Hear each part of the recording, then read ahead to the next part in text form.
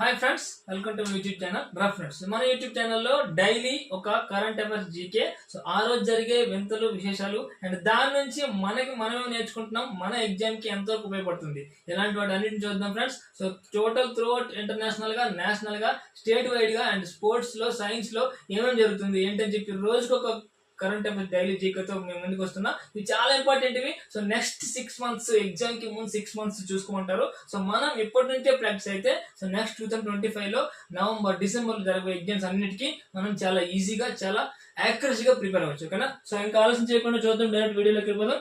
So Trump picks Harmeet Dhillon as an assistant attorney general of civil rights. Trump అంటే US president Donald Trump picks Harmeet Dhillon. ఇతను ఎవరంటే ఒక lawyer from Indian origin person. అని ఎప్పటి నుంచో వాళ్ళ గ్రాండ్ పేరెంట్స్ ఇండియా నుంచే ఉన్నారు. అతను అక్కడికి వెళ్ళి సెటిల్డ్. ఇతను ఒక లాయర్ హర్మిత్ ధిలోన్. అతన్ని attorney general of civil rights.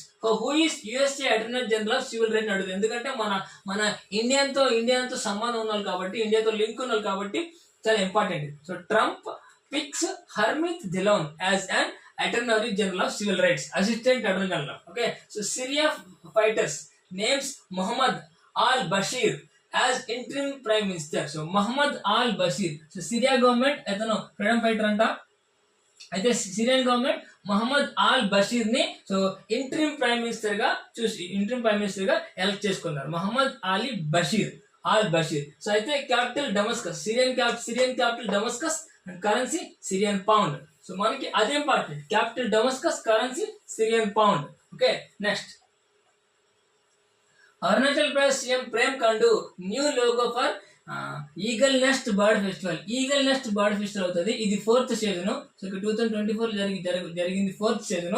So దానికి మన అరుణాచల్ ప్రదేశ్ సీఎం ప్రేమ్ ఖండు గారు so eagle nest bird festival ని న్యూ లోగోని లాంచ్ చేశారు. ఓకేనా? Next India Russia defence partnership set to sign $4 billion radar system. India Russia వాళ్ళు రాడార్ సిస్టమ్ ని $4 billion సైన్ చేసుకుని so mutual development of the radar system. India Russia $4 billion ఇద్దరు ఖర్చు పెట్టుకుని ఒక రాడార్ సిస్టమ్ ని మ్యూచువల్, వాళ్ళకి బెనిఫిట్ గా మనకి బెనిఫిట్ తయారు చేసుకోవడానికి ఒక అగ్రిమెంట్ చేసుకున్నారు. ఓకేనా? Next international mountain day 2024 December 11th. So celebrating importance of the mountains. International mountains day 2024 December 11th. International mountains day. ఓకేనా? So international mountains day 2024 December 11 గుర్తుపెట్టుకోవాలి బాగా. Next Kerala rank among the top states for employability in India. Employability అంటే చదువుకున్న వాళ్ళకి 72% of employability in కేరళలో ఉందంట. అంటే చదువుకొని గ్రాడ్యుయేషన్ కంప్లీట్ చేసే వాళ్ళకి 72 members జాబ్ చేస్తున్నారు. So Kerala is the top in employability contribution, employability in India.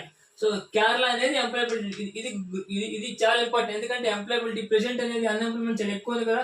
But Kerala state మాత్రం సో ఎంత అన్ఎంప్లాయ్మెంట్ ఉన్నా సరే సో కేరళ స్టేట్ కి సో ఇలా ఎంప్లాయబిలిటీ చాలా ఎక్కువ ఉంది. ఇండియా టాప్ స్టేట్ అది Kerala. Okay, next over 77% of earth's land become drier in last 30 years warns UN report. So united nation ఒక రిపోర్ట్ ఇస్తూనే వార్న్ చేసింది. ఏంటని? So 77% of the earth dry అయిపోతుందంట. డ్రై అంటే వాటర్ లెవెల్స్ తగ్గిపోతున్నాయి. సో డ్రింకింగ్ వాటర్ తగ్గిపోతుంది. 77% of the earth dry అయిపోతుంది. ఇప్పుడు లాస్ట్ 30 years లో. సో అది కొంచెం వార్నింగ్స్ అయినాయి. సో జాగ్రత్తగా ఉండాలి.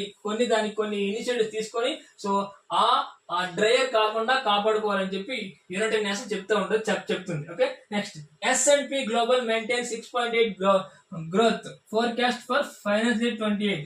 సో ఫైనాన్షియల్ ఇయర్ 25 కి 6.8 గ్రోత్ వస్తుందని S&P వాళ్ళు చెప్పారు. S&P ఒక సంస్థ, వాళ్ళు ఎలాంటి గ్రోత్ రేట్ ని ఎక్స్పెక్ట్ చేస్తూ ఉంటారు. సో ఈ సంవత్సరం ఫైనాన్షియల్ ఇయర్ 25 కి గ్రోత్ రేట్ 6.8 వస్తుందని చెప్పారు. వరల్డ్ వైడ్ గ్రోత్ రేట్ అది. Next Ajay Seth assumes additional charge as revenue secretary. So Ajay Seth assumes additional charge as revenue secretary. అంటే ఆల్రెడీ ఇతను దానిలో ఉన్నాడు, అతనికి అడిషనల్ చార్జ్ ఇచ్చే రెవెన్యూ సెక్రటరీ. ఎందుకు రెవెన్యూ సెక్రటరీ ఇచ్చి తెలుసా? రీసెంట్ గానే రెవెన్యూ సెక్రటరీ ఖాళీ అయింది. ఎందుకు ఖాళీ అయింది? సో రెవెన్యూ సెక్రటరీని తీసుకొని రెవెన్యూ సెక్రటరీ చేస్తున్న అజయ్ మల్హోత్రా గారిని తీసేసి RBI గవర్నర్ చేశారు కాబట్టి. ఓకేనా? సో సంజయ్ మల్హోత్రా గారిని తీసేసి RBI గవర్నర్ చేశారు. సో అప్పుడు ఏమైంది? రెవెన్యూ సెక్రటరీ పోస్ట్ ఖాళీ అయింది. అప్పుడు దాన్ని అజయ్ సేత్ గారికి అడిషనల్ ఛార్జ్ గా ఇచ్చారు. గుర్తుపెట్టుకోవాలి ఇది. సో సంజయ్ మల్హోత్రా గారిని ఆర్బీఐ గవర్నర్ చేసిన తర్వాత సో రెవెన్యూ సెక్రటరీ ఖాళీగా ఉంటే అజయ్ సేత్ గారిని ఇచ్చారు దానికి. ఓకేనా. Next Amul extends JN Mehta's MD tenure of next 5 years. So next 5 years కి Amul milk extends JN Mehta's next 5 years కి ఆయన MD JN Mehta. Next Flipkart and DPIIT collaborate to boost India's startup ecosystem.